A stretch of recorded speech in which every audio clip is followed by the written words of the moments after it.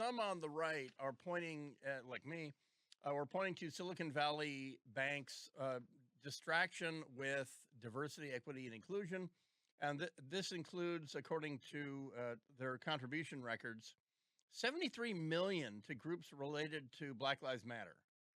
BLM.org, by the way, are the people that started that and run it are absolute communists. And some actual journalists went out their 501c3 a couple of years ago and found astounding malfeasance and misfeasance and nonfeasance as they're busy buying houses for personal use with the money that they guilted you into donating. And every time there's an audit, the whoever in the musical chairs of who's the treasurer of BLM.org, they resign, and thinking that somehow that absolves them of responsibility for what happened during their tenure as treasurer. But Silicon Valley Bank is one of the many businesses that that felt the need to get the modern day equivalent of a papal whatchamacallit forgiveness, a papal thingy, to get basically putting the mark, so that the Pharaoh's people would pass over, putting the mark over your doorway, or whatever. And that's what giving money was. And also that bail fund in Minnesota.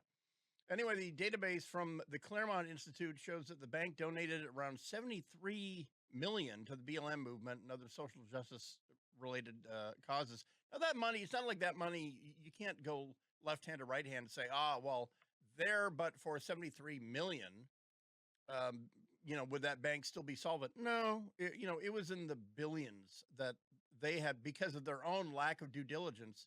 They went underwater with U.S. Treasury 10-year Treasury bonds.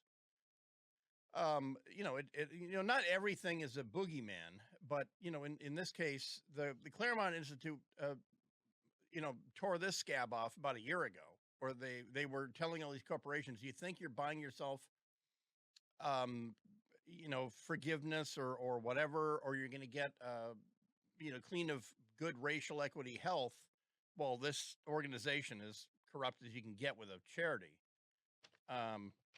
So there's that, just living in the world of facts. But it is a fact that we found out from The Intercept yesterday that Governor Gavin Newsom does his personal banking at the Silicon Valley Bank. He has several accounts there for his wineries, well over millions. And this is the thing he said he wouldn't sell when he ran for governor or put in a blind trust because they're his babies. He described his wineries, his vineyards as his babies. For the children. Oh, totally for the children. And he also does another thing. You have to declare donations and things like a PAC has to, declare its funding source and the whole thing. Well, there's a thing called behested payments. And I don't know if Washington does this. If they do, someone who wants to actually put the J back in your journalism can look at this. If a governor says, wouldn't it be fun to donate money to my wife's charity? And let's say you're a Silicon Valley bank and you go, would 100,000 do? And then his wife says, why, yes, thank you so much. He was doing that left and right. And then magically, they were getting special attention by the state attorney general at the time and favorable banking regulations. And that attorney general's name is the vice president of the United States now, Kamala Harris.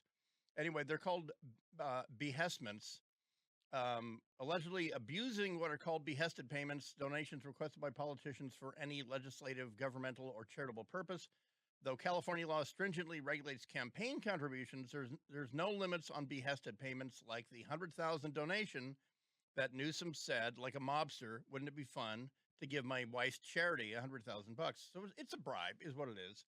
And by the way, wild stab, besides people on the board of Silicon Valley Bank, what famous elected officials sold their shares in the bank? That will be a very, very curious answer. First of all, will it be asked? Will it be done? Probably not by people in the media in California because they know the answer. And by the way, I for one hope that Paul fully recovers from that horrible attack. But it is weird, and this discuss real free market people. When you see elected officials in the U.S. Senate and the U.S. Congress who have this magical timing, and they're selling stocks in banks or other financial services companies that are about to take a giant dive into the sewer. And isn't that magical how they know? And like some of the stock sales prior to the COVID lockdowns and the stock purchases prior to the COVID lockdowns. So that'll be weird to see if anyone actually uncovers any of that, because those are all public records. But the relationship between elected officials and your tax dollar bailouts is pretty disgusting. Don't bother me with a question like that. Well, anyway, please enjoy your new stock portfolio.